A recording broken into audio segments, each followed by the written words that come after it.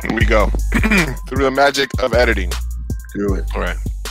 All right. What is up, everybody? It is your boy, Lou Martinez, a.k.a. Big Chief Burrito, with another episode of Fireside Chats with Big Chief Burrito. Today, I am talking with friend, fellow producer, director, filmmaker, Fernando A. Fisher. How you doing today, Fernando? Hey, how's it going, boss?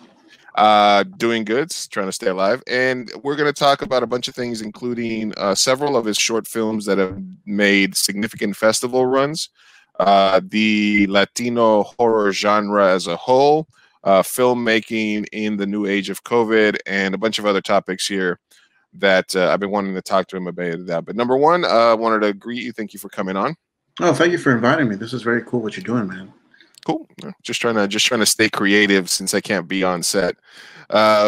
We were actually talking a little bit off stream before about the fact that you have made, and I think I watched three short films by you today, and you are moving on to, at least hopefully in the near future, making your first feature, right? That is correct. Yeah, I'm still writing some tweaks and some stuff right there, tweaking the script, but I'm almost done with it. So I am preparing for my feature film now.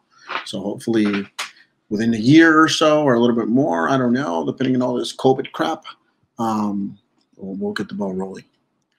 Now, and yeah, because it's one thing to say, even a couple of years ago, I want to make my first feature, because one of the things that I've always talked about is that the incredible rise in end user, I guess, hobbyist camera equipment over the last 5 to 7 years has really made it so that if you have talent and you have a good idea, you can make a short film, at least, that is on par quality and production value wise with anything that a major studio, unless you're going to make some sort of green screen behemoth, right? Other than that, but anything that's practical, that's just story driven, whether it's action, horror, drama, you can pretty much, I mean, that was one of the key things of In the Apocalypse, which is, it's like a post apocalypse Hollywood where the playing field is sort of leveled because of the fact that equipment has become so affordable and so good.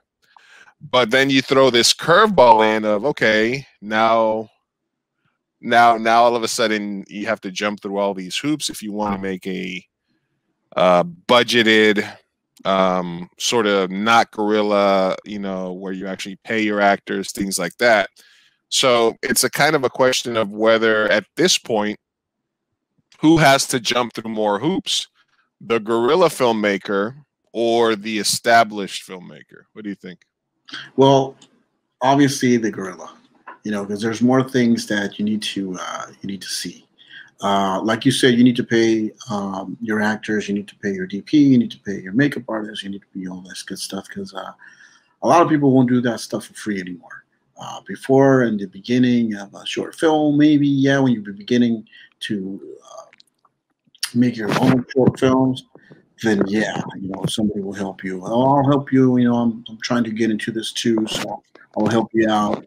But for a feature, it's completely different, because that's going to be long hours. I mean, it's still in a short film, you still, you're filming for at least 12, 13, maybe 15 hours a day for a short film, at least on mine. Right. That's what I do. But now imagine a feature, it's going to be a little bit more long hours, probably.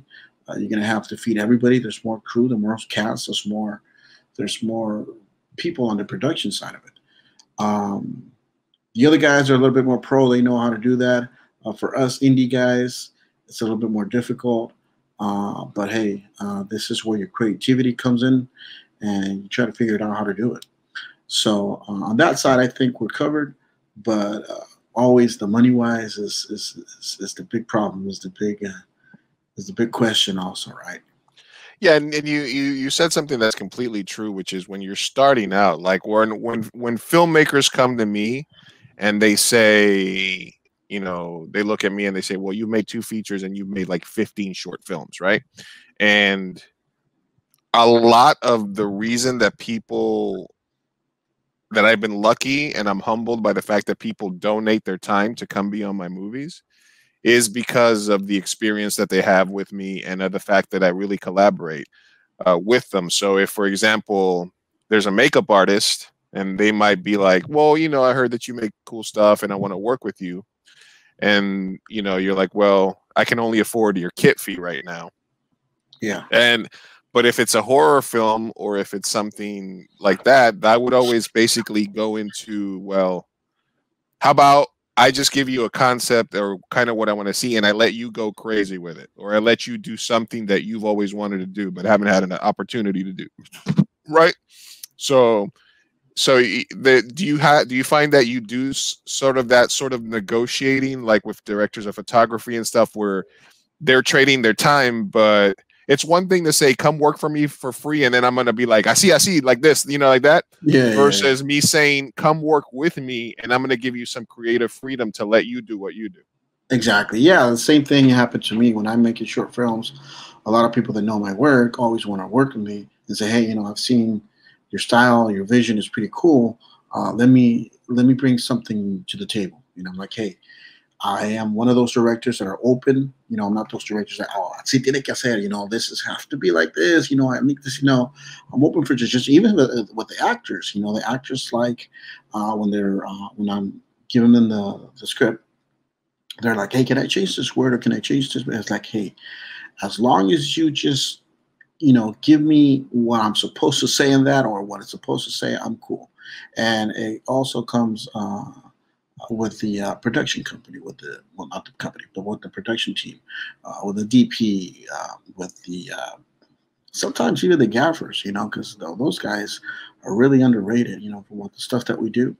But you know, they like the style that I have, and yeah, it's not a whole lot of money that I throw at them, but it's, hey, this is what I want, and this is how you're gonna get your name. Also, get out there because a lot of people don't know you, and you're a great fucking DP, and you know, just let's get our names out there. You know, thankfully, like you said, I've been going to a lot of film festivals, and a lot of people, you know, are seeing this across the world now, not just, you know, here locally, but you know, around the world. So let's make that happen. Let's make that team effort to go the distance. You know, once we get there, then hey, we'll be rolling into Benjamins, right? But right now, it's just, this is what I can afford. This is what I can do. But this is the plan. This is what we want to do with this film. Because I think some of the filmmakers are just wanting to do just films, just, you know, to show to their family, whatever. Not me.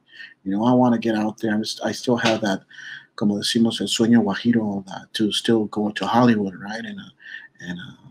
And make our films. So this is a perfect opportunity for to go as a team and show them what we got, show them what we can do. Have you used the same? Have you used the same basic crew on the majority of your films? In the majority, I have my DP. Yeah, I worked with him three short films already, and the rest I've used other DPs. But with this guy, his name is Ivan Gomez. He's a pretty cool guy. He has a really good eye. We've been gelling together pretty well. You know, sometimes almost he reads my mind. You know, when I'm trying to say, hey, you know, I want this scene like this. You know, put it right there. You know, just, and he's like, all right, cool, I got you. I know what you mean. So yeah, you could say I have him as my first thought as a DP if I'm going to do anything else also. Yeah, another thing is when like I was saying, when people come up to me and they say, well, you know, I have a script and this is going to be my first short, and you know, I need to build a crew, and I'm just like, okay, two things. Tell me, number one, tell me how much you want me involved, because fortunately, my personality is one that if I start to become very involved in a project, I have a tendency to, if there's a weakness there in leadership, is take over it. Yeah. You know, so I have a very strong personality there where, you know, I've shown up to sets that I'm not directing and I'm just looking around like, okay, nobody's in charge, nothing's getting done. All right, cool, let's get this going. All right, you invited me here for a reason. Let me get this done. And I'll literally tell the director, When you're ready to start directing, let me know. I'll back off. But you're sitting here burning daylight. We need to get shit. Man. We need to get shit done. But exactly. I also tell them I can't necessarily be involved with any more projects at this point that aren't budgeted, because I feel like I've used up my favors. Yeah. Right. Like I've worked with people to the point where, okay, we collaborated on something, we did something. Next time I work with you, I want to pay you. Right. Yeah. And I'm doing that right now with one of my editors who's actually creating a logo for me for my show. And I was like, you've done a shitload of stuff with me. I just want you to treat me like a regular ass client. I need a logo with these specifications. I'm going to pay you. Tell me what your rate is, you know? Yeah. But the good thing is, if you have a decent script and a decent idea and you're an actor, or you have a group of actors that you work with, there is, like you said, most people, even the established makeup artists, established DPs, some of them will just, if they believe in you and they see that you have passion, they will give you their time. The key, I think, is to respect their time, not waste their time. And like I said, you know, collaborate. Somebody asked me to edit a trailer for a film I wasn't associated with. And they gave me some footage, and I gave them and I had a cool idea, and I gave it to them right away. And they're like, no. I want you to start here, and then go here, cut this, show this part, use this song. And I was like, wait a minute, why would you reach out to me and say, I want you, Lou, to edit my trailer? Would you do that for free? Yeah, if it's something I believe in and you're gonna give me creative freedom, you know, then honestly. Yes. There's a difference between collaborating and work for me for free. Exactly. Yeah. You know, so that's kind of, there's a fine line in. And if you treat people with respect, people know that I'm going to try to treat them with respect. I'm going to feed them well. And, you know, we didn't get 2 AM Burrito as a name for nothing.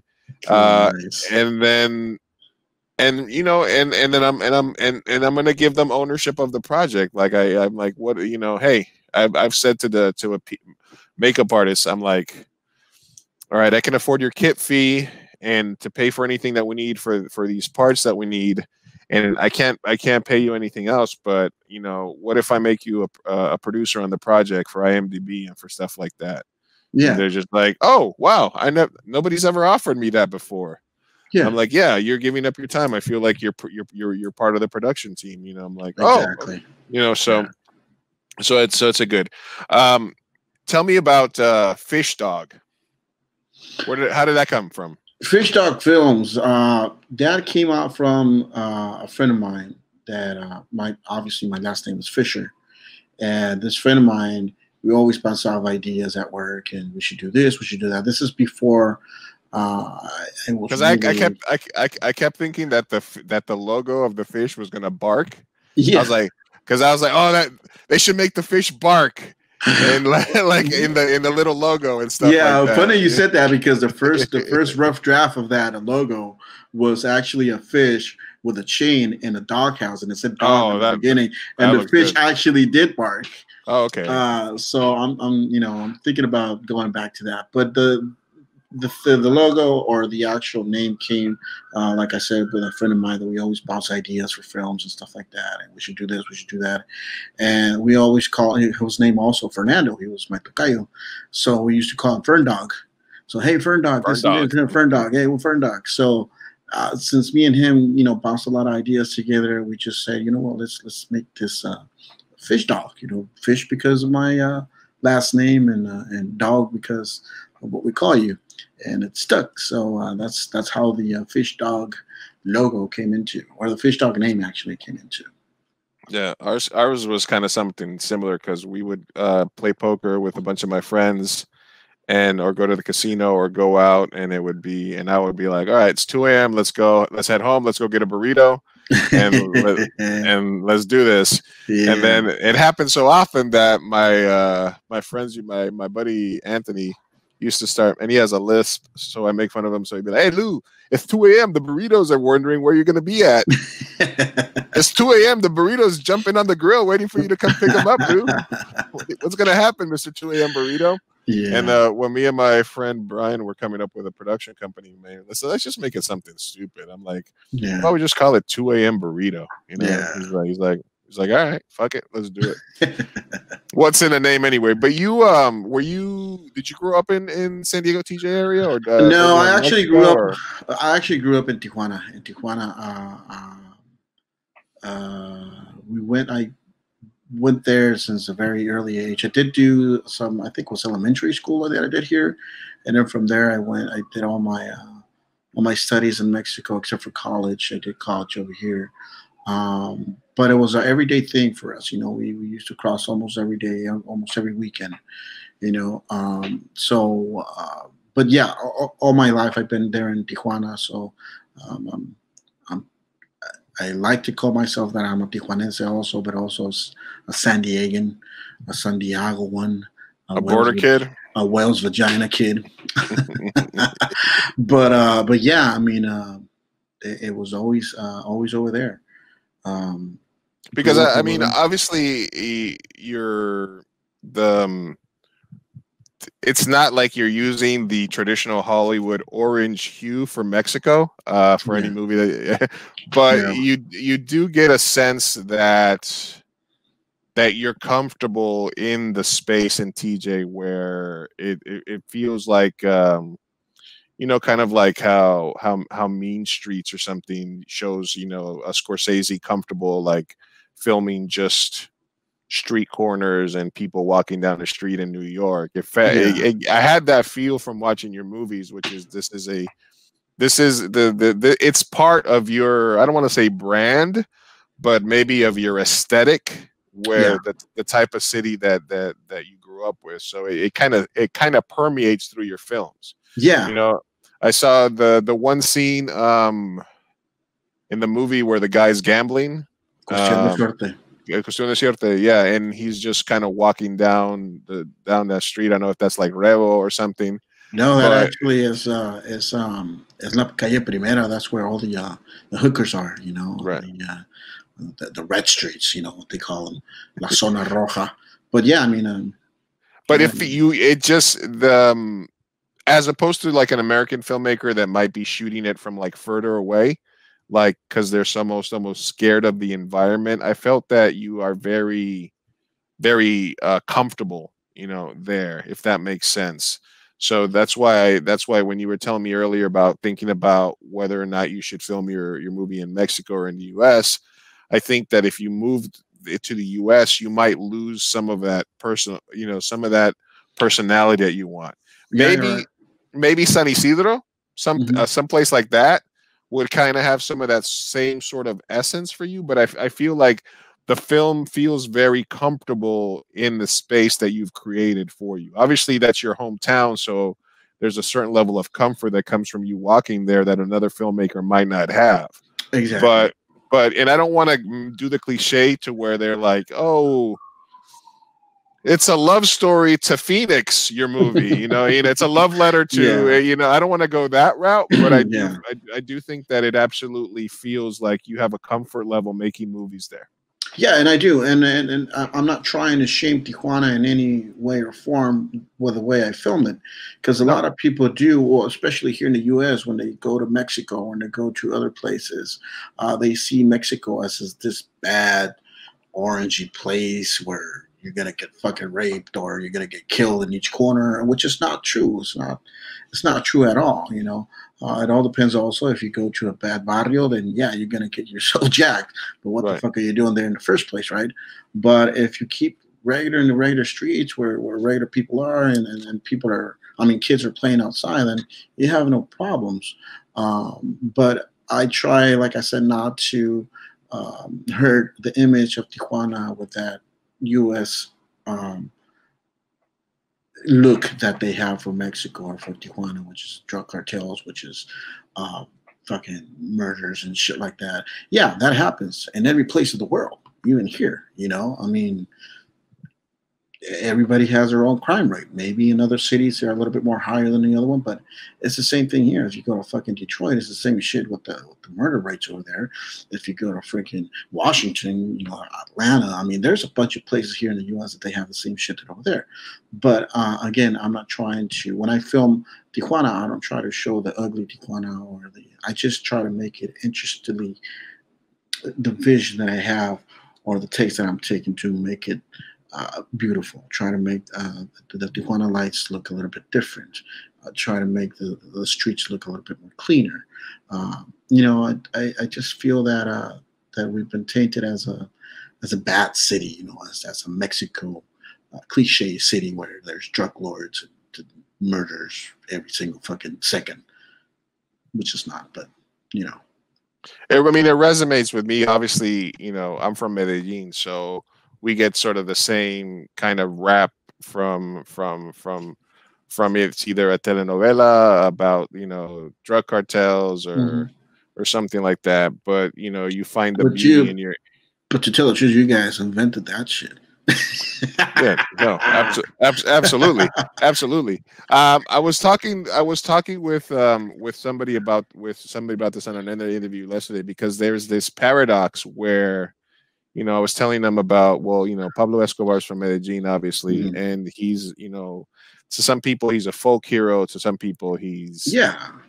but he's both. He's both a folk hero. They treat him as Robin Hood, but he was also, you know, a stone cold murderer. Yeah. And there's literally dozens of TV shows about. Oh yeah. They've remade. Narcos told the same story that that they just keep telling the same Pablo Escobar stories over and over, to the point where, you know, it's just so saturated. And you, from as a Colombian, as somebody from Medellin, it's almost like you want to feel cool about the fact that, yeah, Pablo Escobar is from my barrio or whatever, same thing. But you also have this understanding that he caused a lot of bad. And, you know, Mexicans kind of can feel my pain in regards to that, because you almost kind of like have this dichotomy where you're sort of, hey, yeah, we got the narco corrido and narco culture, exactly, but you're also sort of aware of the problems that creates. So it's kind of like it's a weird influence, right? Yeah, it comes with the territory.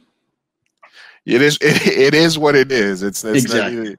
It's neither here nor there. But to people looking at it from the outside, they either sort of be like, well, you know, are you part of that, or are you, you know, there's a millions of other people that live in TJ and Mexico City and in Medellin and different places that just live completely normal lives. And there's artists, you know, Medellin also has Hernán Botero, you know, painters, filmmakers, artists, and stuff like that. So it's really just the fact that one part of your culture is exemplified and is kind of brought out as a normal to other people. Yeah, I mean, like I said, it comes with the territory, and they try to compare you to every single Colombian or every single Mexican as the same person or the same way or even the same city. You know, oh, you're from Tijuana, you got a lot of fucking narcos up there.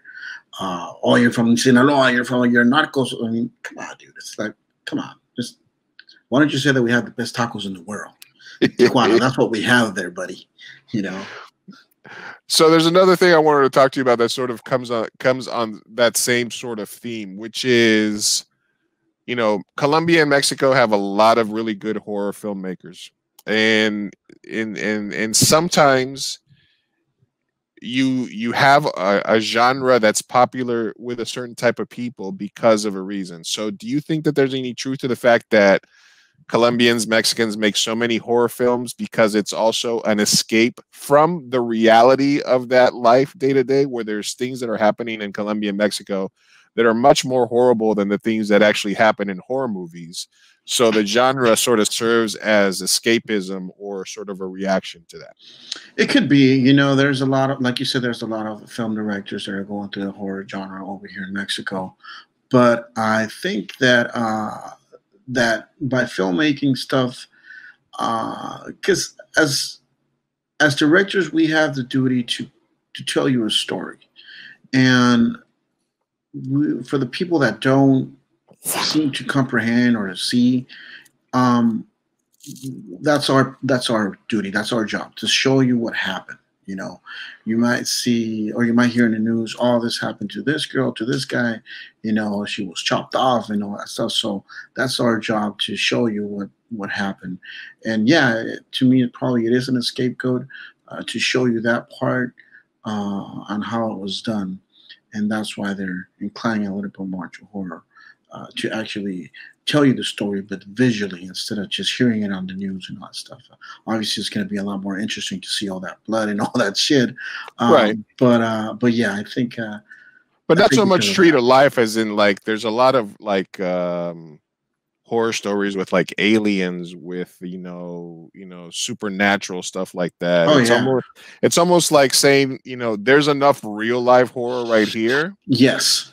And let's just go insane with it and tell a story that's maybe similar in nature, but just take it to a different level to sort of be able to sort of deal with that carnage. Yeah, and what I would like to see is also directors, and this is something that I had an idea when I was in college, that I wanted to make the Mexican legends into films. I mean, there are a couple of them out there, like La Llorona. You know, there's another one about I don't know. There's a lot of them, but there's a lot of rich, and I'm pretty sure that in Colombia you guys have the same thing. A lot of rich horror legends, where it'd be like, man, if I see that shit, that will be awesome, you know, because there's a lot of horror legends. My cousin is actually he's writing a book about a lot of legendary horror stories from Colombia and stuff, you know. There's a lot of good shit in everywhere, but yeah, I'm pretty sure that that Mexico and Colombia, we got some really cool stuff that I would like to see on the big screen. What is the first movie you remember seeing in a theater? E.T. E.T. Okay. E.T. man, E.T. And then from there to Goonies.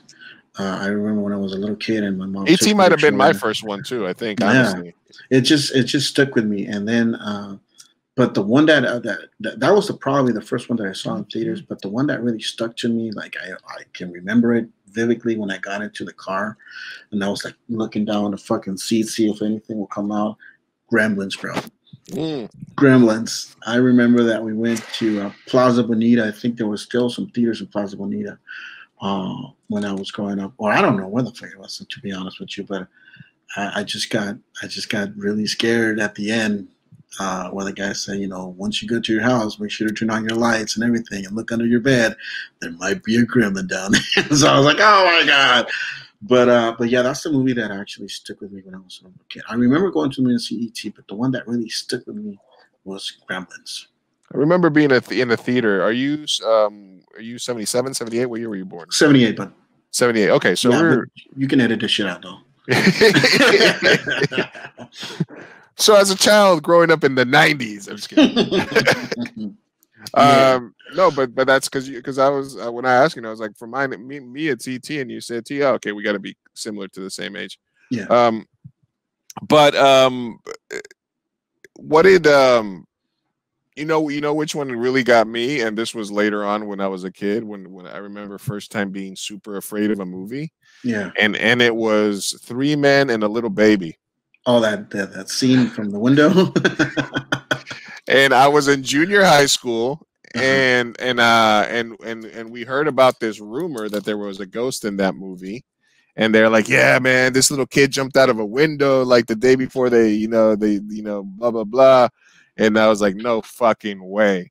So we fucking rushed to like the video store to rent the movie, took the movie to my friend's house, and we watched, and we fast forwarded to the scene, and we were just like, there it is. Oh. And I was walking my ass home. I had to walk like 50, and I was just so fucking paranoid. The entire every shadow was like, yeah, what was that? That was the first time that I was scared shitless. Yeah. Actually, there was a time before that, but it was a movie, and it was a movie that was it was about like a bunch of thieves, right? And I think they were in Mexico or somewhere. And they were on the run, or they had escaped prison or something, and they were going to escape. So the leader got into a coffin, and they put put him in the coffin, and then they covered him up, and the other guys dressed like priest, and then they walk through this like procession, like this Dia de los Muertos type deal or something like there, just because that's how they were gonna get through everybody. Oh, nice. And then his homies at the end, instead of letting him out, they just buried his ass alive. And I remember the last shot of the movie was them just like shoveling some dirt on him, like, fuck it, we're not sharing the money with you. Wow. Those are the two times. Those are the two times and that was, I think, when I was younger. Yeah, and it was like a movie on Showtime. Yeah, there's movies that stick with you for your whole life. Another movie that stuck with me was The Exorcist, man. Yeah, The Exorcist, that shit stood with me, and I was like, holy shit, that was something heavy for me.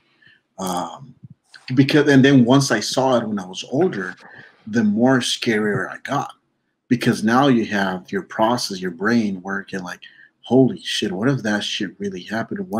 And then you get into it like that shit really happened, and it wasn't a girl, it was a boy, and I was like, holy shit. You get a little bit more, once you get older, obviously, you get a little bit more interested into the stories, and you dig a little bit more deeper to actually see, like you say, like you went to the movies with your guys and rented that shit out. You guys didn't know that after a while, because you heard about it. So same thing here. It was like a legend. It's like the same way the Blair Witch Project is scarier if it's a tape that somebody brings over to your house and they're like, here, look what I found. Yeah. As opposed to you going to sit in the theater and watching it. Exactly. Because there was those legends when we were because before, what was it? You would have to go rent the Faces of Death videos, to see gruesome shit. Yeah. Now you just need to go to like just different pages on the internet, and you got all that in front of you. Oh yeah. So now, since there's so much fucking horrible shit happening, horror directors sort of have to, kind of either take from realism, right? You either like you say, show the story based on something horrible that really happened, or what others do is they just take it completely off base based on legends and other things that we still don't, because the day-to-day violence, we see that every fucking day, versus the something that legends become more important, I guess, when violence is in your face 24/7, I guess. Yeah, as far as storytellers go, right? Yep. What other types of influences did you have for film growing up? Like, what was the first? The first one. No, I'm just saying, like, what was the first time that you noticed that you liked a certain director's films or a certain type of film more than the other? You know what? I didn't got into the director, who directed, or anything. It's just, if it was a movie that I liked, then I got into it, but not until a later age, basically when I was in college. I like drama movies. I didn't like drama movies as a kid, obviously, because all the shit that you wanted to see was either action, horror, something that's scary or whatever. But then as I got older, I started getting to the drama, because the drama was happening in our lives. Like always, you're like, fuck, shit, I know what this guy is feeling. I know what this chick is going through, or whatever the case may be, because either you had a friend that had a similar situation, or either you were going through the situation. But I didn't get into the directors who directed it until I was in college, and if it was a film that I really liked. I was one of those kids that was in college, and you had conversations with the other film students that, have you seen this movie of this director from France and all this shit? And I'm like, fuck, I don't I don't see shit that I don't like. You went to film school? No. The closest thing that we had was telemedia production specialist at Southwestern College. But you had that little special group of people that were there because, that want to feel superior. Yeah, and believe it or not, some professors were inclining into going into film, to showing film to the students. So in those classes, like for example, the editing class, you had the camera operations classes and all that shit. So you had those guys that were really wanting to do films talk about that shit. And I was like, oh, have you seen this movie from Europe about this director, blah, blah, blah. And no, dude, I don't see really that shit, oh, you should see it. It's a masterpiece because of the cinematography and the story and the storytelling and all that shit. And I'm like the Seventh Seal or something like that. Yeah, and I'm like, yeah, bro, no. no. I mean, so no. But yeah, since an early age, I started liking a lot of movies, especially because you might agree with me. The '80s movies were really something. They did really tell a story, and they had a beginning, a middle, and an ending. I'm not saying that today's films don't have that, but it was more of a really building up the character before. Mm. Now it's just everything is just here you go. This is the fucking character. He's fucking mad, and we won't know until probably the third act or the second act of why he was like that. The older times, they showed you, what this character was going through. So yeah, I like horror drama, and that's something that I'm trying to do right now is infuse those genres together, because I think it's something really interesting. Every time that we have drama, there's horror at the ending or at the middle of the part of it. So might as well just bring it together. No, I think I do something similar, but it's with comedy, which means no matter what genre I'm working with, that Yeah, somehow I have to add some comedic value in there somewhere yeah, because it's just sort of our home base in terms of like the genre that we do with the best. And it's also that you mentioned the '80s movies. There was a conversation on Twitter the other day if you could remake any '80s movies, which one would you do? And I said Last American Virgin because I think it has like one of the coolest, coldest like non-Hollywood endings, yeah, and it is I think something that you could remake and make it topical to today kind of. exactly. And so that's kind of my unsung '80s movie that people sometimes forget about. I wanna ask you kind of about a little bit about your movies and sort of the festival runs that they're on, but I want to Sure. make sure that we take a quick break first. Yeah. We are talking with Fernando A. Fisher. And we will be right back. It'll almost be instantaneous through the magic of editing.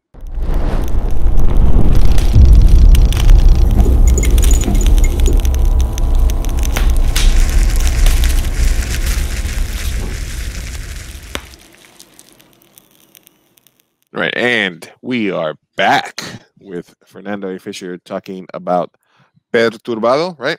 Perturbado Yeah. Perturbado. is the new film that you have. Um, I finally was able to watch it today. I was gonna try to watch it at you got into San Diego Latino this year as well, right? Yes, I got it Yeah, to okay. Film Festival. Yeah. Because that one, White Ink, and I think another friend of mine had another movie in there were the ones that I had targeted to go watch. But it was happening. The festival was supposed to happen right at the time where the lockdown was happening. It was literally like the same day that they're announcing lockdown changes. Yeah. You guys are basically getting told that your festival run is being short. But I did see that you have gotten accepted into a couple of other places. Yes. The film is, I want to say it is not disturbing, but it does sort of follow your trajectory of sort of things that make you go, hmm. So, which is to say that you think you're watching one type of movie, but you might actually, in fact, be watching a different type of movie without doing spoiler alerts.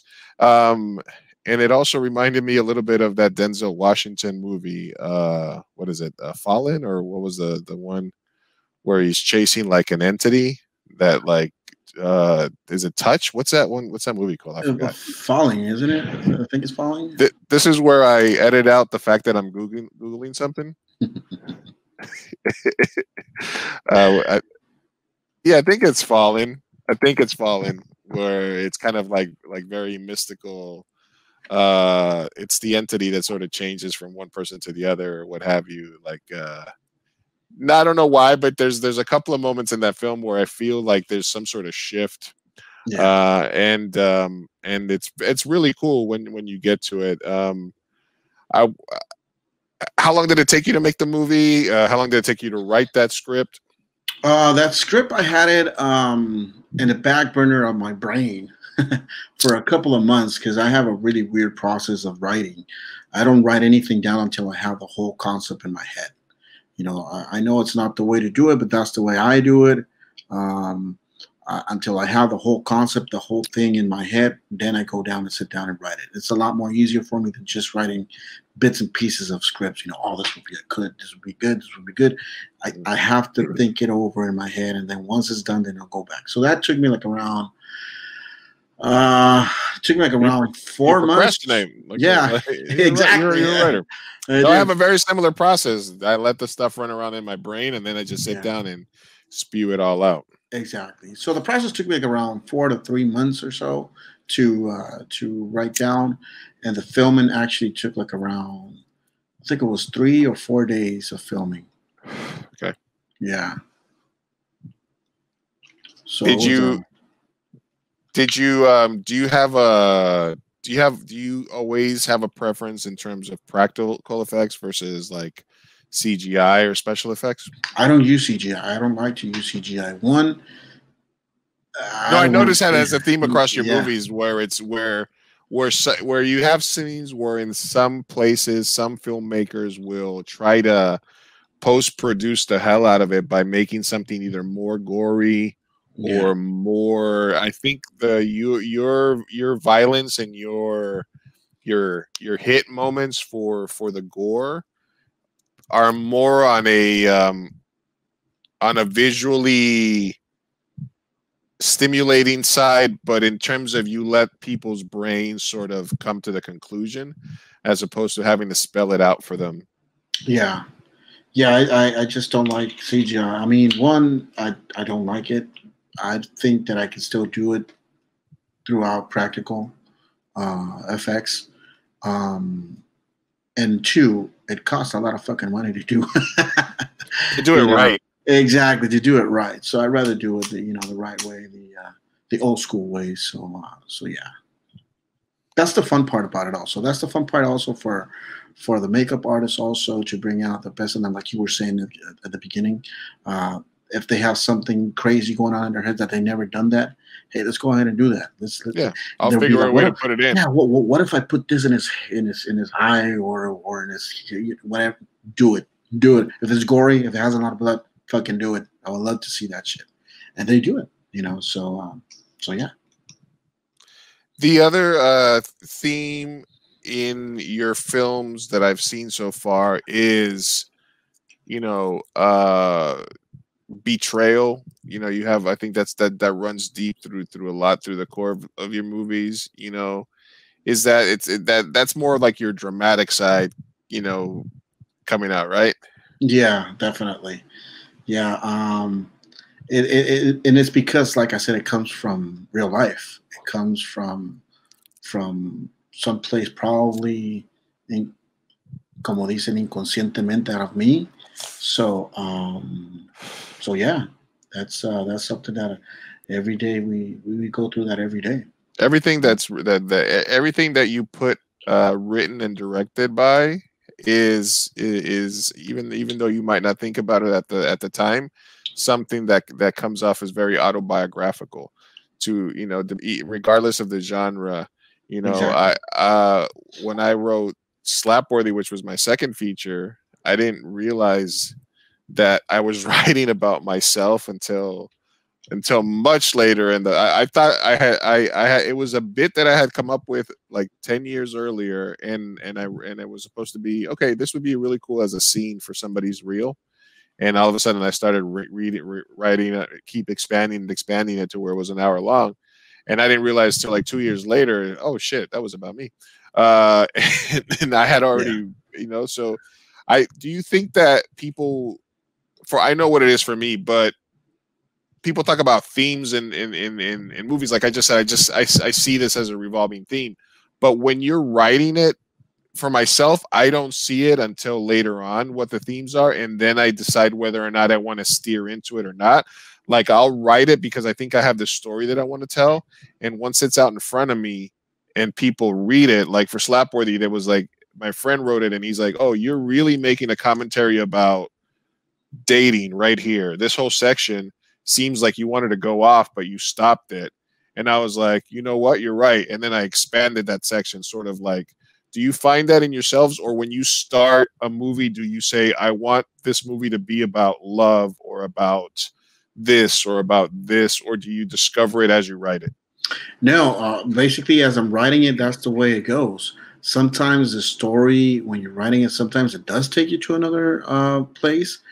For example, this feature that I'm writing, I thought it was going to be an action-packed film, but it basically took me to another side. It took me with the character, with the leading character, it took it to a different way, and unconsciously, it is stuff that you go through as you're reading it, as you're writing it, and then okay, then you have second page, 3 page, 4 pages, and then you're writing it just to see how it's going, and you're like, oh shit, that I wrote this, that sounds familiar, that probably happened to me, or like I said, it happens to a friend or it happened to somebody else, and that's where you get all your information from.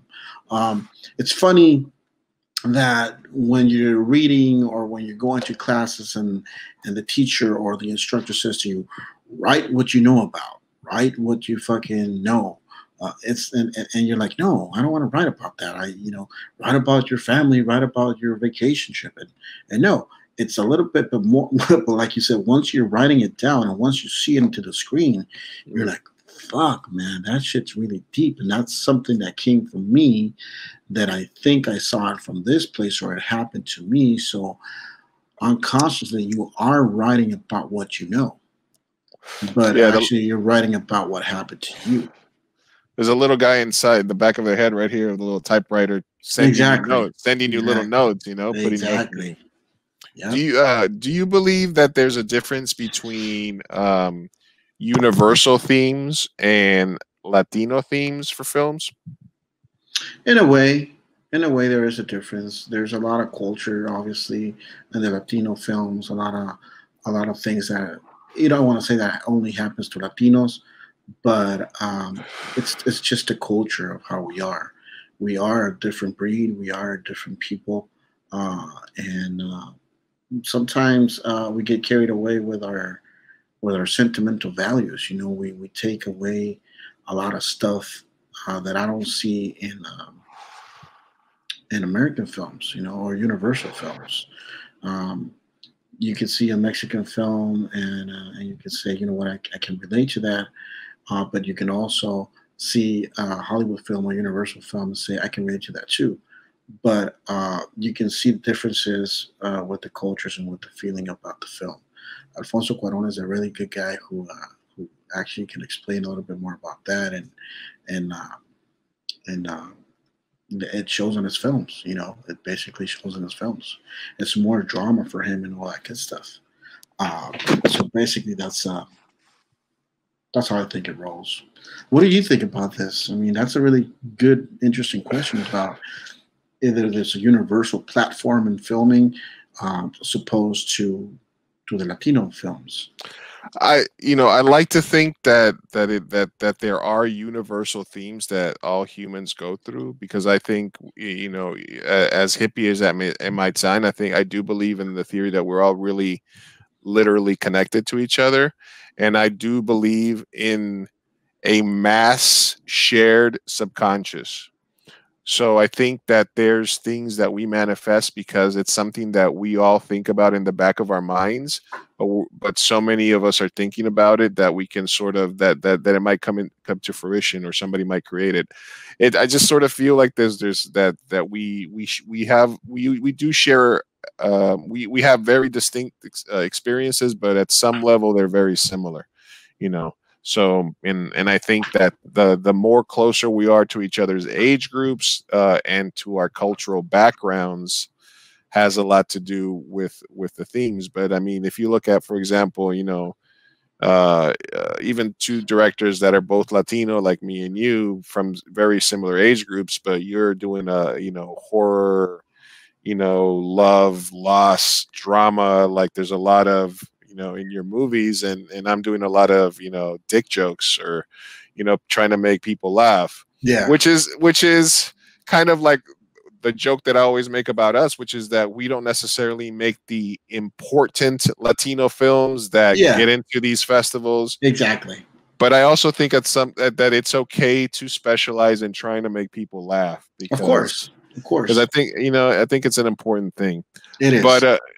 But you mentioned Alfonso, right? But there is a, I guess because of the times that we're in, right, where it's like, okay, let's promote Latino culture, but that's also like, well, let's make sure we promote, you know, Afro Latino culture and filmmakers as well, and let's make sure we don't forget about the Latina, you know, filmmakers and stuff like that, and this and that, and obviously we're part of the Latin patriarchy as well. So even though we are still a minority filmmakers in the group to other Latinos or Latinas, we're also part of the establishment, you know. Yeah. So it's kind of a weird, like, you know, where you're here but you're also above people, you know, and that's kind of like just about self knowledge and whatnot.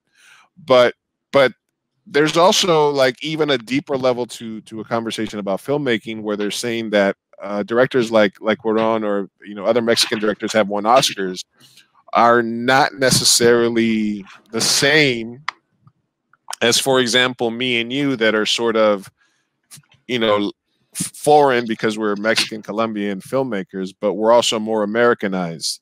So the American Latino experience, as opposed to the more, you know, so they basically say that even though they're the guys that have won, you know, Oscars and whatnot, they're not they're not American Latinos with that sort of shared experience. They're more just like Americanized. They're foreigners that are coming to America to make movies, and they're not necessarily making it a point to work with a lot of other Latino talent, either behind, you know, either necessarily crew, writers, stuff like that. You know what I mean? Yeah. So to me, that's sort of like nitpicking, you know, which is like, why can't we just be happy that they're winning? You know what I mean? But it's almost like they're saying they need to be doing more. Do you think there's anything to that, or do you think that's just kind of like separating us? You know? They are. They are. I mean, even like you said, they're nitpicking and everything. But I think it's an argument that's out there just to be an I argument. know, man. It's just something to make a point. They're just and I don't have anything, and I'm just taking this as an example, like the Me Too movement. They're nitpicking on a lot of stuff, you know. There's a lot of things also. Black Black Lives Matter and all that stuff. It's just people are just twisting it the wrong way. You know, sometimes they just go beyond what really is. Well, I think it's a it's a legitimate. They're legitimate movements, but then I think that people take a, you know, just, you know, cancel culture in general. Exactly. It's just a lot of, it's, you know, the other thing that was the other day was which was something that was hilarious, which is BuzzFeed was like the problematic nature of Shia LaBeouf's brown face performance in the Tax Collector, and every Mexican and Latino was like, "What? We don't. Who gives a?" Yeah, I know. They're like, hey, was it when I saw Even Stevens, a down ass fool? He's like, we don't care, man. Every hood has a down ass white boy, but also, you know, what is the? We're not sitting here checking for brown face. Exactly. Right? They just take it out of context. They just try to make some buzz. They just see something that's kind of that could be conceived like, oh, and then they're just like, oh, wait, I always think about it that like when something pops up in front of you, you can it's up to you to decide how you want to take it. Like exactly. I could say something that you might take as being something that's like talking shit about your movies, you know, or I might say something and then you could take it one way or another. And it's up to you. So I think what they try to do is they just like, oh, you could get offended by this, couldn't you? And then people are like, they're like, yeah, I guess, but they want you to double take it, right? It's like, wait, I'm not. You know what? Yeah, you're right about this. I was like, number one, I saw the movie, and Shia LaBeouf was the best fucking part of that movie. And number two, like it's not right. He wasn't playing a Mexican guy. He was playing a guy that grew up around Mexicans, and he did a good job at it. He did a fucking good job at it. And we're worried about other more important things. Exactly. You, for an independent filmmaker, are asking a lot of independent actors. you some things that you've done in your films seem like things that I would see in like ultra low budget, like $2-3 million movies that are made in like Europe or France or something like that. You have actors in and out of their comfort zones and still managing to get a to give really good performances. Whenever I've written anything in any of my films that involves like a love scene, nudity, some kind of disturbing behavior, whatever, I always kind of understand that at this level of filmmaking, I can't look at it like if I'm Scorsese or Michael Mann and this is my vision and it has to be, I have to give a little bit. So anytime there's anything like that, I've always spoken to the actresses and say, here, this is like a sexy part and she can either be in not negligee or she could just have, be more, like I need to know where your comfort level goes to. So the things that you put in your movies, are those things that you made your actors adjust to? Is there give and take on there, or I know it's kind of a long-winded question, but give me your thoughts on that. No, I for some of them that haven't seen my short films, I do use some nudity in my films, and I don't use it in a vulgar way. That's when I come with the actors and tell them straight off, hey, the actresses or actors also, hey, this is the scene, and it's a very strong scene, and this is why. There's a reason why I want you to be nude. There's a reason why I need you to show. It's not because you're beautiful. It's not because there's a reason. So I'm not doing it in a vulgar part of trying to show out your body. It's just because how the story is written and how you're not doing it for clicks or for exactly. For I'm not doing all that shit for it. But this is how it's going to be. And like you said, the script is king, the story is king, and it has to be that way. If you're not down with it, then you're not the right actor or the right actress for me.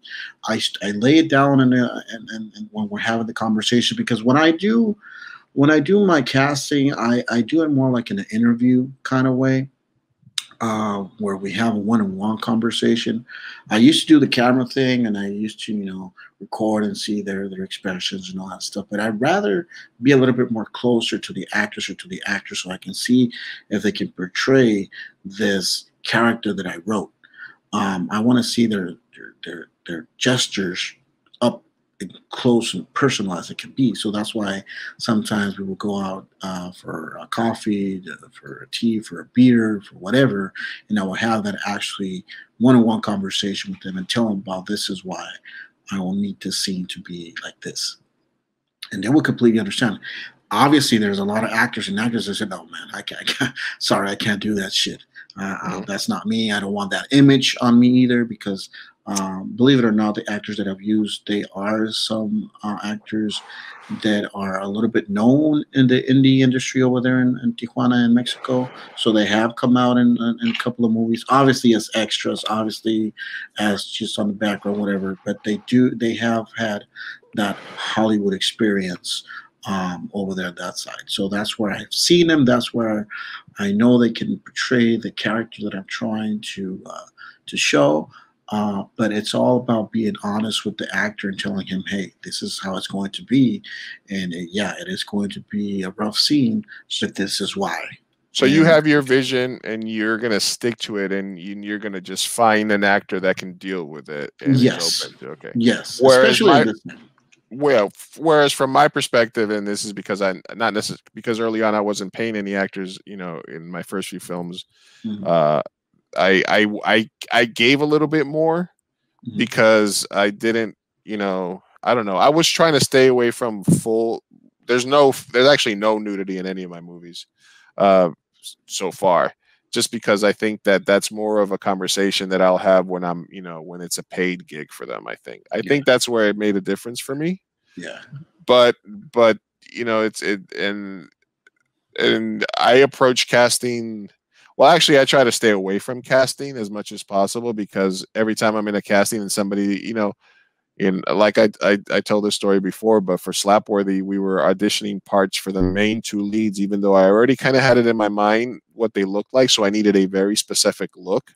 But there were some actors that came in having made choices for the character that was beyond the size that I had given them, and they were so impressive that I ended up writing 2 extra scenes in that movie with like 12 other actors that I just wanted to use because of the casting. Yeah. So I think my producers like me to stay away from casting, because every time I see an actor I like, I'm like, you want to get him. I'm gonna write him into the movie now. Yeah, That's what I'm gonna do. Yeah, because I mean, like I said at the beginning, you try to get all your friends involved when you're just beginning to do films and all stuff. But now, to the point, like these, what is it? This 3 or 4 last short films that I've done. I have paid the actors. I have paid, the production companies. Good. Well, not the production companies, but the people that are helping me.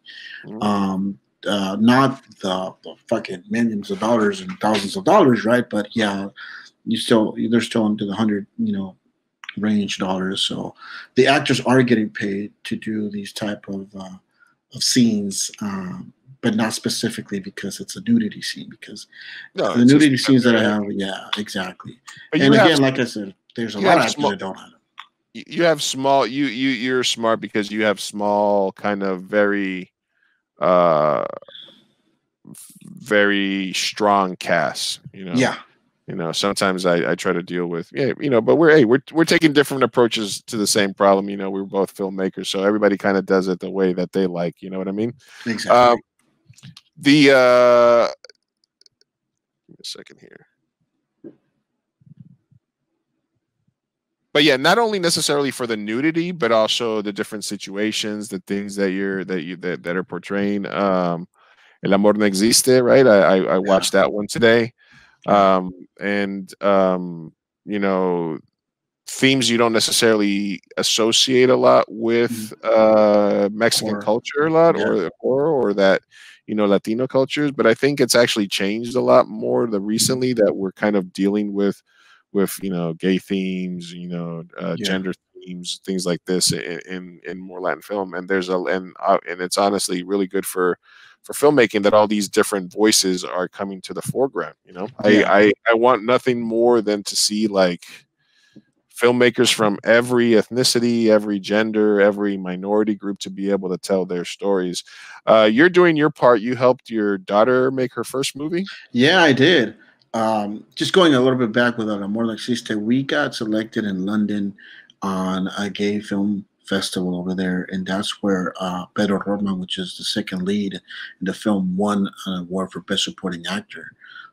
So that was huge. That was great for me, and that short film also, and amor no existe, traveled around the world, and it went to Australia, it went to London, it went to Texas, it went to Buenos Aires, it went to Spain, it went to a lot of places, and it has that like you said, that kind of gender where you're trying to find the good, the evil, and everything in just one place. I like that you left the ending ambiguous. Exactly, and yeah, coming back with my daughter. My daughter is also interested in doing the filmmaking stuff and all that. She's barely turned 15, but she loves everything that I've done because she's seen me do it. Obviously, not in the really hardcore scenes, Right. But whenever I used to film at my house, they will be there, and then she will see that I will take over command because, sometimes, like, I mean, you're in the same boat. You got 15, 20 people inside of your house invading every fucking space that you live into, and they will see that, and they will speak. So she got into it, and she said that she wanted to be a director and all that good stuff. But with all this COVID thing and all that good stuff, well, actually not good stuff, but I told her, you know what, let's get into that movie thing. So I show her a little bit of the theory, a little bit about the camera angles, a little bit about, focusing with different camera lenses and also, because I think it's really important also as an indie director. Once you start doing your own thing, obviously you start with your own thing. You're the DP, you're the cameraman, you're the gaffer, you're the lighting guy, you're the sound guy, you're the FX guy, you're everything. So it's very important. It was very important for me to tell my daughter, you know what, you have to do all this stuff also. So she did it, and we wrote it down and wrote a quick story. She directed it, she edited it. I told her how to use Adobe Premiere. She got it pretty quick, and we did the film. We talked about it. How many times did one day. Adobe Premiere crash for her while she was Oh learning? man, the good thing that only once, and that's when I took over because I was doing a little bit of color correction into the film. But since it was a 1 minute short film, Right. it didn't crash that much. But yeah, it was cool, and we had a lot of So comments. We had a lot of hits also. So you she's were getting there. you're teaching her all the rules so that she can decide which one she wants to break, right? Exactly. So, like I said, it's very important for me to show her the process of everything. I was speaking to Tom Stewart, who he's doing. I did an interview with him a couple of nights ago, but he's doing The Godfather in as a one-man show. So he's acting out The Godfather. I saw that online. And he's acting out The Godfather, and he's doing line by line. And I asked him, what is the right age, to show your kid The Godfather? I was like, and we talked about that for a second. But now that your daughter told you that she wants to be a director, but you're in a unique position to show her the language of cinema in any sort of order that you want. Like you can teach her about, like, you can show her like The Thin Red Line, Terrence Malick, which she might be bored to death at, but that's somebody that's like visual poetry. You might show her Scorsese, different things with his long dissolve cuts, the classics, things like that. Do you think about that, and have you sort of made a list or like an order of how you want to expose her to certain stuff, or is Yes, she just like on Netflix, just like she is. Exactly, she is. She does like a lot of Quentin Tarantino films, and I love Quentin Tarantino films also. And Quentin Tarantino has everything. He has. I was gonna say 15. You already have your sort of exactly your thing, right? And I'm trying to show her. You can nudge her into a couple of different ways, right? Exactly, and I'm trying to show her between films. Now that we have Netflix and all the online streaming, you can pause it and show her, or show whoever if your daughter or your son wants to get into it, and show, look at this frame. What does it mean? Look at the background. What does it mean? This guy, when he did the scene, he made sure that this was happening and all that stuff. So you can show them a lot of directors on how they film and what they want to portray. One of my favorite directors, obviously, is Alfred Hitchcock. Because he's the master of all that shit. But I'm trying to show you a little bit about that. But for her, it may be a little bit too boring because Alfred Hitchcock has a lot of dialogue also in his movies, and he tries to show you visually also. Exactly, he's very specific, and there's other directors out there that are really visually drawn to. Like, for example, Hector Villanueva is a really good director. Also, he's very visual. Nicholas Winding Refn also is a really good visual director with colors and palettes of colors and all that shit. So there's a lot of directors that I'm trying to see which one she likes. But for right now, like you said, 15 years old, she's loving the Quentin Tarantino shit. So you got all. What a great scene to study, and this is one of my favorite scenes that I watch all the time now, is in the Master, Paul Thomas Anderson. Yeah, it's one of the first scenes in the movie. I think the third or fourth scene in the movie, where he's walking towards the ship where Philip Seymour Hoffman is, and it's this long tracking shot where was this guy that just played the Joker, Joaquin Phoenix. Joaquin Phoenix, and it's you're behind Joaquin Phoenix, and you're walking with him while he's walking to the boat. Then they rack focus to the actual boat where you see Philip Seymour Hoffman for the first time. And it's maybe like 100 yards that they're walking with him, and it just comes back and forth. Like, it's just like, for a movie called The Master, that's like Paul Thomas Anderson, like, just at like his best. That's and it's like a 90-second scene, but if it's on Netflix, then it's just like, no, I have it. Cinema 101. Yeah, I love that movie. But yeah, I think that's cool though, that you can sort of be like, okay, I'm going to take you to see this movie, but first I need you to tell me what you think of on the waterfront or some shit. You know, like, I need you to go. I need you to watch out of Africa and tell me what you thought. But I didn't want to just rush over the festivals that you had for either La No Existe or Perturbado, or what was the other one that I saw? Nighttime. Nighttime. There was another one besides Nighttime.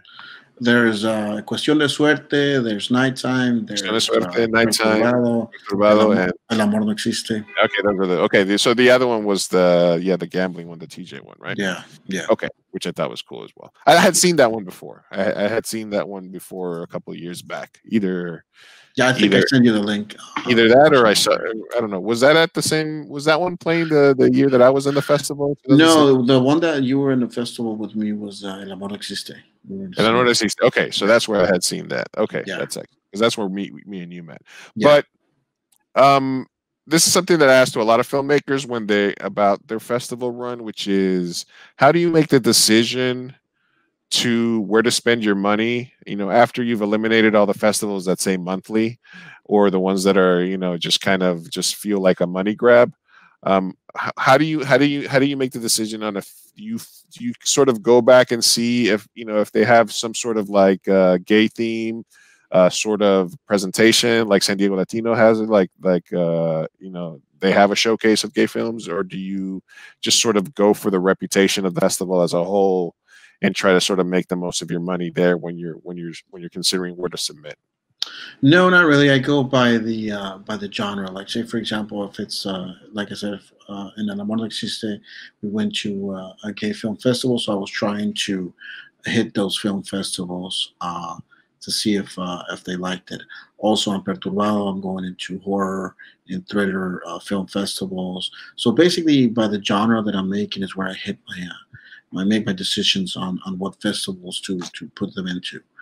The big festivals, I try to get into them because sometimes they have the genre going on and sometimes they don't. San Diego Latino Film Festival has all types of genres, so those guys are pretty cool. They've always been pretty cool to me.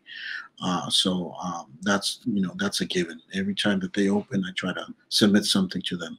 Yeah.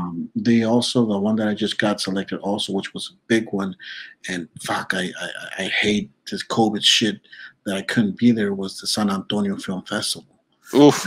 Yeah, that was a big one that we also got selected there. But because of this COVID shit, I can't be there. So that sucks balls.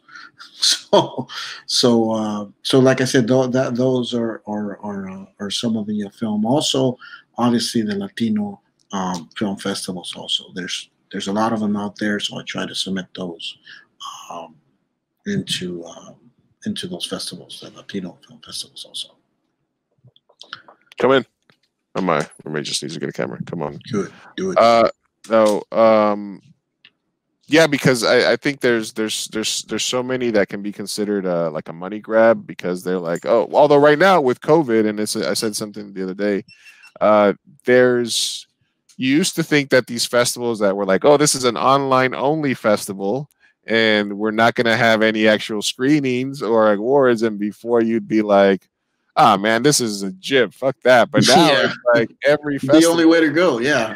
Every festival is online only. Exactly. So those festivals, and there's just ones that like, oh, it's at a bar on like a 27-inch plasma, and you're just like, okay, I guess I'm just going to give you some money so I can get these laurels on my poster and forget everything else. But yeah, it's kind of hard making those decisions, especially when you also want to make sure that even though you might not have as good of a chance, you are submitting to the major ones, etc. I know Shelly and Laura and Claudia that did the movie White Ink.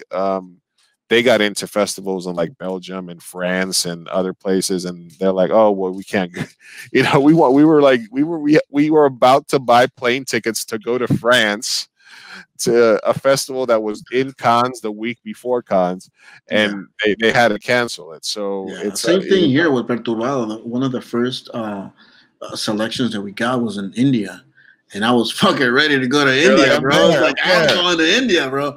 And this shit just hit, and it went sour. We Is won that over there, and it was called Open Window, I think it's called, and they made it an online thing, and we won for best horror short film there. So nice? it's like, fuck, man, all these things that are happening, and you can't go. It sucks. So yeah. But there's another side of this, which I think is going to be cool also, because you got the other side of the wide web, right? Everybody can see this around the world, so everybody can see your film also around the world. But it takes the dream of the filmmaker to actually see your movie in the big screen. You want to see that. You want to hear the people's reaction. You want to hear the people on those Q&As also that they make you right there. What was your writing process, or why did you admit the scene or the scene? I mean, all that stuff I am going to miss, and they are going to try to do that on the online screenings where they have the Q&A, but I really don't know how that's gonna work. Like an online Q&A? Yeah, they're gonna have an online Q&A and a live stream with the directors, and some film festivals that have been, well, that we got selected, they're gonna do that too. Wow. Well, Yeah. at least I mean, from what I've seen and from what I've heard from other filmmakers, is that for specifically the panels and stuff like that, in some cases it's actually better with not a lot of people, because there's a lot more time for filmmakers to talk to filmmakers, because they still have these sort of filmmaking discussions and panels. Yeah. So it's helped people get connections with other filmmakers that are at festivals, as opposed to having to just kind of communicate with the audience and stuff like that more. Yeah. Because I think that the networking part is probably the best part of the festival part. You get to go, you get to meet other filmmakers, you get to meet people that are going to films, depending on the festival, that might be influencers or be financiers, shit like that. Stuff that's not there. Right now, it's basically putting up against every other thing that's on the internet, which is the entire universe at this point, right? Exactly. All right.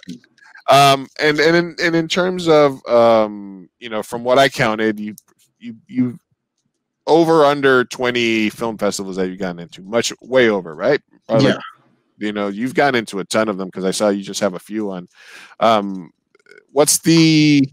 What acceptance are the one that you're the most proud of? The basically this one is the Perturbado is going right now. But the one that actually brought me, I don't want to say into the big leagues, but the one that got me noticed was El Amor No Existe. That one went across, internationally and worldwide. So that was the one that actually got me into, again, I don't want to say spotlight, because I'm not in the fucking spotlight. I wish I was, but I'm not yet. But that was the one that gave me the credibility that I can do more, that I can not just do horror, but I can do drama also. So that's the one that I think I've done, that I just cracked my shell and just went out all balls out and say, this is what I can do, and this is what was the festival though? What was the one festival you got accepted to that was just that was the best, the favorite? Well, the one that I went was in London, and it was in a venue not that big also, but they had it's called Umbrella Rainbow Film Festival, and again, it's a gay film festival, and it was right in the heart of London. That was great. That was great. The acceptance that it had, because, like I said, of the audience that was there. It was a 3 to 4 day night thing, film festival. The first day I went there, everybody was cool. Everybody was, having films. There was a couple of people from the U.S. also showing the film there, and it was packed. Everybody was laughing at the films and all that stuff. So my film was in the last day of the film festival, and it was a night showing. And it was the last short film, because they have blocks, obviously. They have blocks in film festivals, so mine was in a special block, and it was the last one. The audience that went to that block was all, I don't want to say old people, but there were more mature people that went to that block, because it was kind of like a drama block. First film comes out, end credits, nobody applauds, nothing. And I'm like, oh shit, tough audience. Second short film comes out, Nothing. No applause. No nothing. You can even hear people breathing in there. It's like shit, man. Third one, I think mine was like the fifth one, and then once the credits started, everybody started clapping.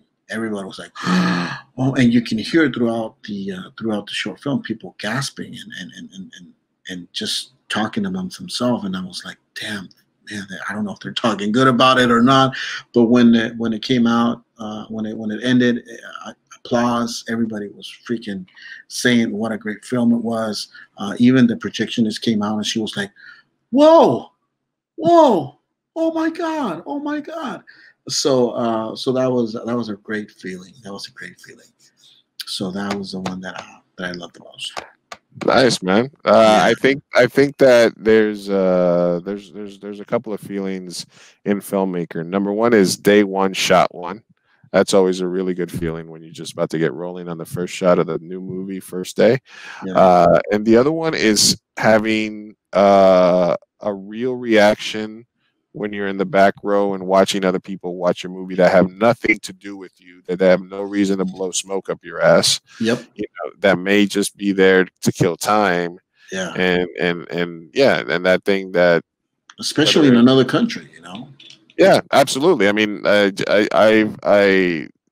just, and then for me it's different, I think, because a lot of what we do is comedic, so it's having a joke land and either have a bigger laugh than you anticipated or even a smaller laugh, or people laughing at stuff that you didn't necessarily think was going to be where the laugh was coming in. Yeah. Just being in the audience, watching people react and groove and get into your film is a very powerful drug. Oh yeah. Oh yeah. You know, I don't, you know, so I mean, I feel you. I mean, because even if it was like a 48-hour screening and I could hear somebody react to my movie, even if I knew the rest of the movie sucked, but if I was like, at least they laughed at the jokes, you know, or whatever, or at least they like gasped at the right time, or what have you. So yeah. So damn, that's good. We got into a couple of festivals in Sci-Fi Festival for one of our shorts in London too. I was kind of proud of that, but I'd never been able to travel to somewhere else. Hoping that some of the stuff that I come up with gets me, you know, gets me the ability to do that, if that's even going to happen in the near future. I know, man. I hope all this shit. Who knows what a movie says, right? All right, we're going to do one more segment right after this. We'll wrap this up. Talking with Fernando Fisher, movies, filmmaking in general. We'll be right back through the magic of editing.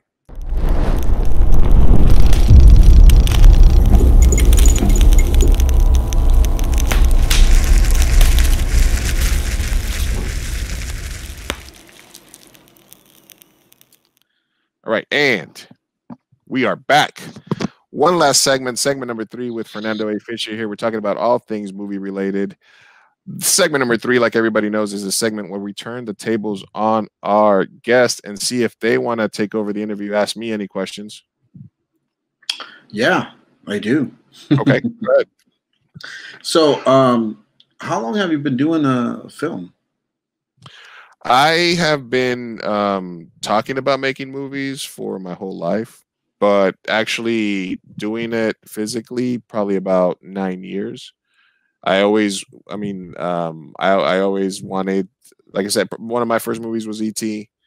And for me, even though like my parents were going through divorce when I was a young kid, one of the things that I used to do when I was with my mom is go watch a movie. One of the things I used to do when I was with my dad was go watch a movie and eat. So those are kind of like the constants in my life, food and movies. Nice. So I always loved how you could walk into a movie feeling one way or walk out feeling another way. How a documentary could make you change the way you think about something, and like how a movie, like you said earlier, how a movie scene can stay with you your whole life.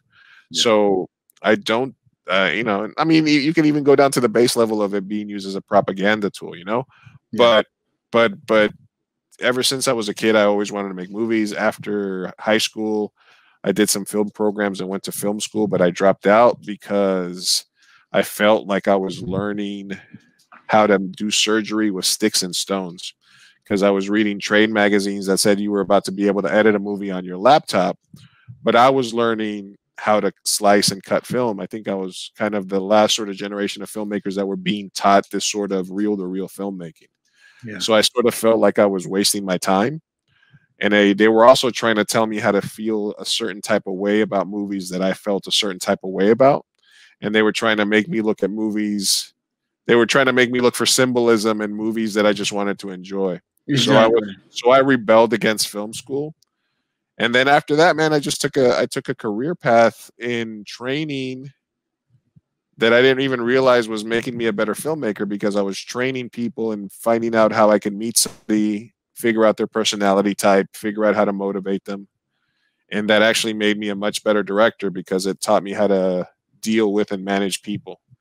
And after just kind of like wasting time and just talking about the movie I was about to make, my roommate quit his job, moved in with me on the couch, and he said, "I'm a writer, you're a director, or so we say. Let's stop fucking bullshitting and let's just, I'm going to write, I quit my job. I'm going to stay on your couch until I finish the script. We're going to cast it. You're going to shoot it. And that's it. We're filmmakers." And we made our first movie like 9 years ago with a camera that we borrowed. And then after that, just kept going, kept meeting more people, trying to upgrade. And then, that was it. That's great. Great. But for a long time, I was just a poser. I was just like, yeah, man, I'm a writer. I want to be a director. I have this movie I want to make. And then now it's like I'm making them. Yeah, that's awesome. How long does it take the process for you to write? Because I'm imagining that you also write your own shit. As of me, I write my own shit because I think that's the more, not the more viable way to the viable way to go to, but when you begin in this industry or in this career, you have to write your own shit so you can do your own stuff, right? Yeah. So, what's your process of the writing? I've been writing over the same script. That's just because you were like, oh, do you use Celtics or Final Draft or anything? I just use Word. I have one formatted script that's formatted properly, and I literally just save a new copy and write over it. But my process is similar to yours, in as which for example, like we used to do the 48-hour festival every year, right? So there's this list of genres, 48 genres approximately, that you could possibly have. So we would do is we would sit down and have and then just say sci-fi, right? If we have to make a sci-fi movie right now, what's our sci-fi idea? So me and my writing partner will look at each other, and then I'd be like, okay, there's these aliens that look like hot chicks, and they're here to kill us all. And the only thing we need to do is not have sex with them to save our species, but we can't do that. We can't not have sex with the aliens, right? So I just wrote underneath sci-fi, don't fuck the aliens, right? That's it. So we never got sci-fi. We never got sci-fi as a category during any festival, right? But my friend had a studio that was shutting down, and he's like, listen, I got 30 more days in the studio. And he was a person that I collaborated with. He's like, if you want to grab a couple of days to shoot some stuff, go ahead. Nice. So I looked. So the same way we came up with "Don't Fuck the Aliens," we had different little phrases, or like log lines, so to speak, under each genre. Whether it's drama, romance, animal, holiday film, shit like that, right? Some of them were better than others, right? But we look at the thing, and then I see sci-fi, "Don't Fuck the Aliens," and I was like, fuck. All right, so I came up with an idea. And when we try to write to our strengths and locations, right?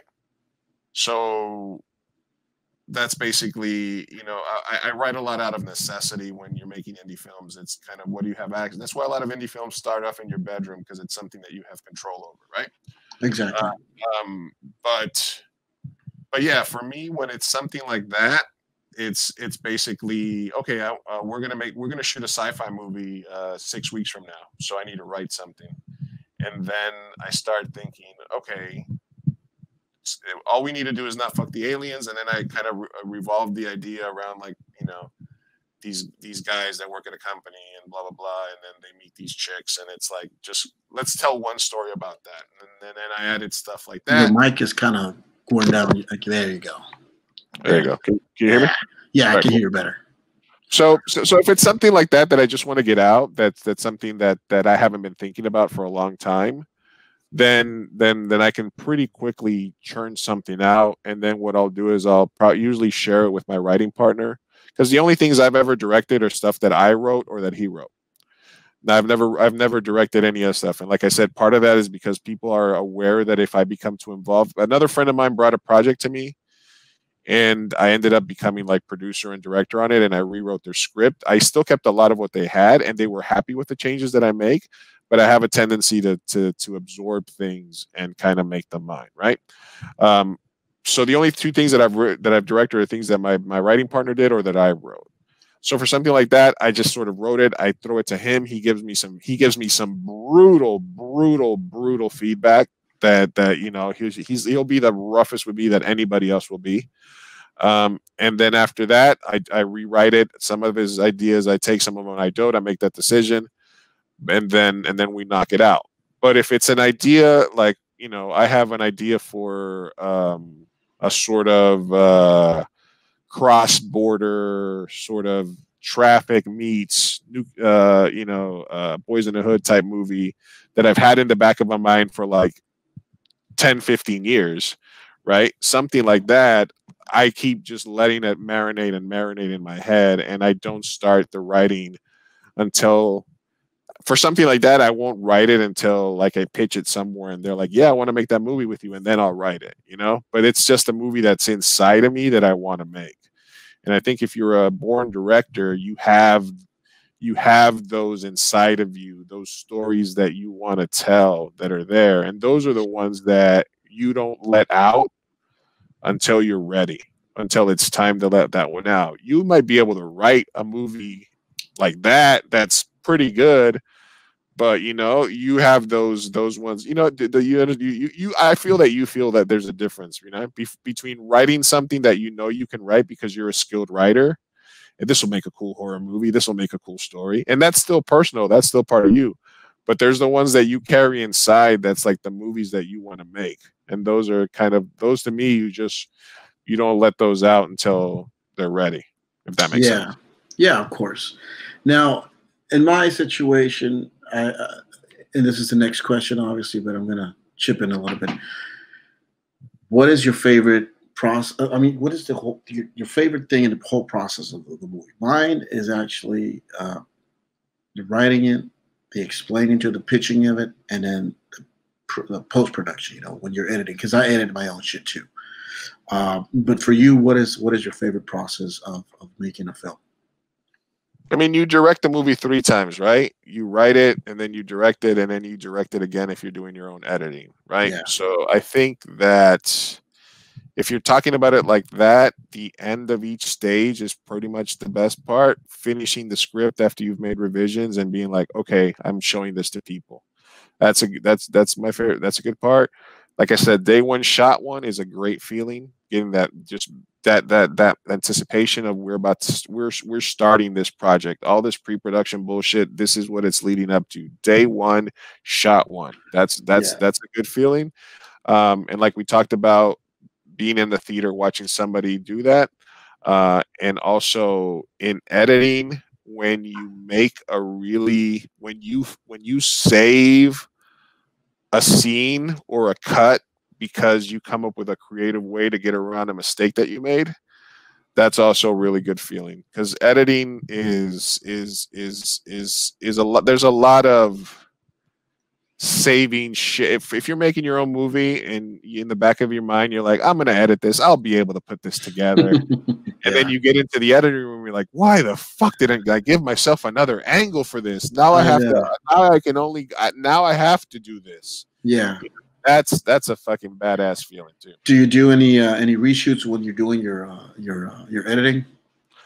There's a few projects that I didn't do reshoots fast enough, and that then people moved away or people changed. So I think my biggest weakness is that there was a time frame where I had so much access to locations, camera people, and actors that wanted to work, that I oversaturated my workflow, and I had like 7 ongoing projects that I didn't have that I, number one, didn't trust anybody else to edit but me, because I was so reliant on my own process, and number two, that I had made mistakes on that I should have gone back to fix immediately but thought I could fix. So I'm left with half finished films or some scenes that are much higher quality than others inside of a film, and that makes it something that to me is unreleasable.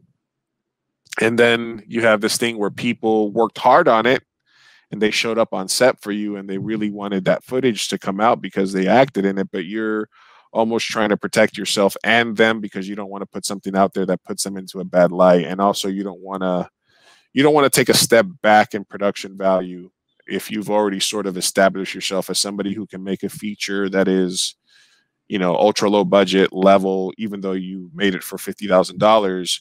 You don't then want to take a step back and then make a movie that looks like you know what I mean? So there's the process, and then there's mistakes that you make at the process in terms of if you're solely relying on yourself to write, direct, and edit and put out a final product, then it's going to be, at some point, it's going to be rough for you.